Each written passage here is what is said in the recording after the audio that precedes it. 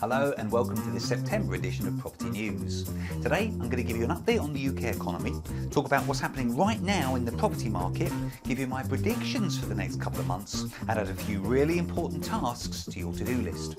So my name's Tony Law from Your First Four Houses, and my channel's all about helping you replace a job-based income with just a handful of investment properties, so you can give up the day job if you wish and go and do something more interesting with your life, like diving. If this is your first time here, be sure to subscribe to the channel and click that bell notification icon so that you don't miss out on any of the free content that I give you each and every week. So let's start things off by looking at the UK economy. As I'm sure you're fully aware, the UK is now officially in recession for the first time in 11 years, with the economy shrinking by 20.4% compared with the first 3 months of the year. Perhaps unsurprisingly, auctioneers are seeing a big surge in bankruptcy sales. The UK's largest auction house, John Pye Auctions, recently stated that August had been their busiest month for 52 years because of the quantity of goods that they were selling from UK businesses that have tragically gone bankrupt during the lockdown. As we move into September, the government is starting a major campaign to encourage workers to go back to their offices in city centres. Needless to say, the hundreds of thousands of businesses that service these offices are desperate for workers to return. However, a recent survey carried out by academics for both Cardiff and Southampton universities suggests that almost 90% of people that are currently working from home, who were previously working in an office environment, would like to continue to work from home in some form or another. Of the thousands of people surveyed between April and June, 40% stated that they were just as productive as they had been when they were working in an office environment, and 30% stated that they felt that they were more productive working from home. The BBC recently questioned 50 of the UK's biggest employers, ranging from banks to retailers, who said they have no plans to return all of their staff to the office full-time in the near future. The main reason that they're giving for this is that firms couldn't see a way of accommodating the large numbers of staff whilst at the same time maintaining social distancing. As I mentioned last month, the latest update on unemployment was due out on the 11th of August from the Office for National Statistics. However, interestingly, on the day, a notice appeared on their website stating, due to the effects of coronavirus, they will be suspending some publications, which includes this one. I can only assume it's for this reason that unemployment rate remains unchanged at the very low 3.9%. However, it is interesting to note that the number of people currently claiming out of work benefits has more than doubled in the past 3 months. I guess we'll have to wait until September to find out a more accurate update. Despite the staycation boom, with UK holidaymakers choosing to holiday in this country instead of going abroad, the UK tourism industry still stands to lose up to £60 million a day due to the reduced number of overseas visitors. London has been the hardest hit, perhaps unsurprisingly, since 85% of tourist spending in the capital is from foreign visitors. So moving on to property. Well, according to Rightmove, August has seen the highest number of sales agreed in a single month since they started tracking data over 10 years ago. In fact, it's up 20% on any previous high. This is undoubtedly fueled by the huge pent-up demand following the lockdown and boosted further by the stamp duty holiday. In the 90 days to mid-August, a 3-bedroom home typically sold in just 24 days. That's 12 days quicker than the same period a year ago.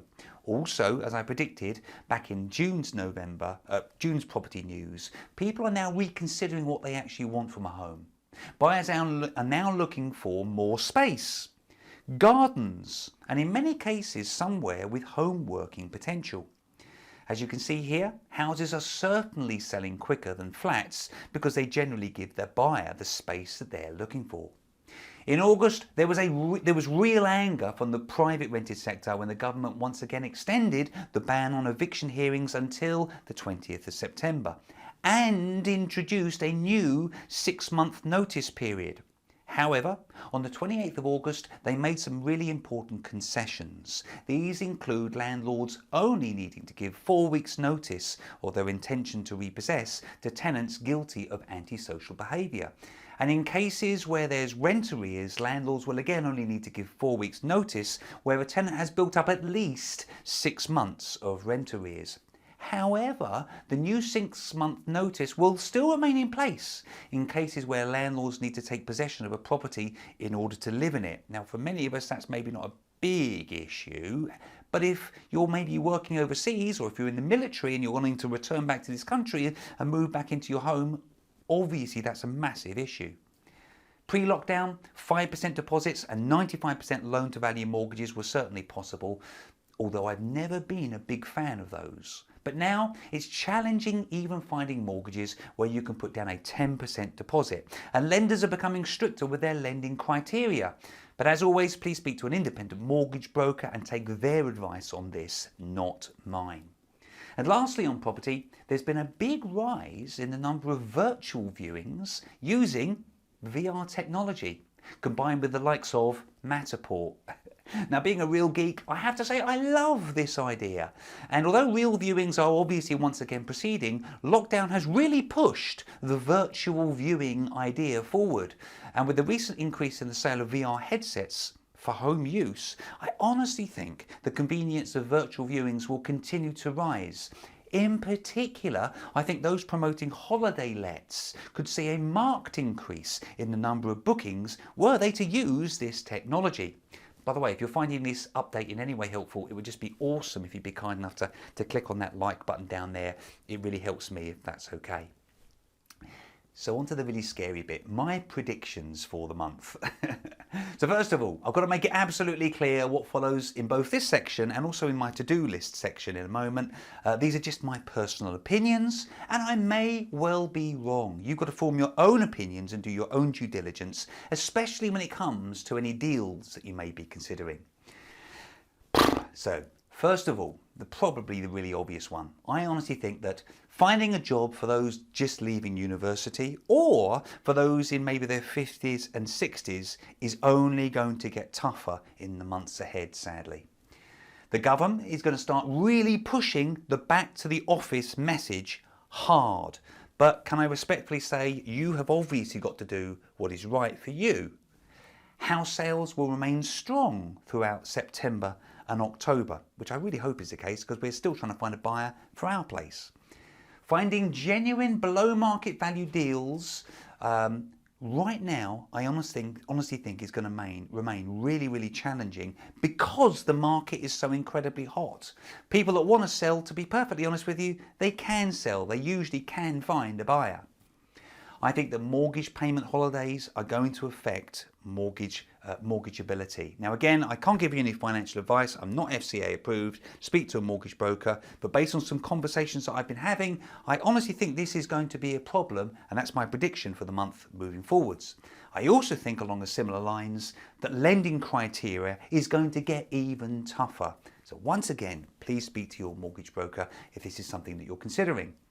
However, I do think that interest rates are going to remain low, at least for now. I think they would be mad to even touch the base rate, even though it's at a ridiculously low level. And finally, let me give you a few key actions for your to-do list. Speaking of base rates.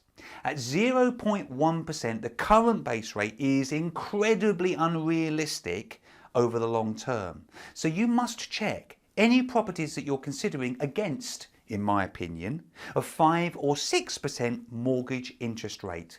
Does that property then still cash flow with a 5 or 6% mortgage rate? Although I can't offer any financial advice, as I keep saying, there's a question for you here. Is now the time to fix any mortgages that you may have for 5+ years? On the properties that I have mortgages on, and I have some properties that don't have mortgages, I've just gone and done this. So if you've already got properties, can I ask you to consider each property separately? And if you decide that you're going to be keeping that for the long term, maybe for at least 5 years, doesn't it make sense to at least have a chat to your mortgage broker?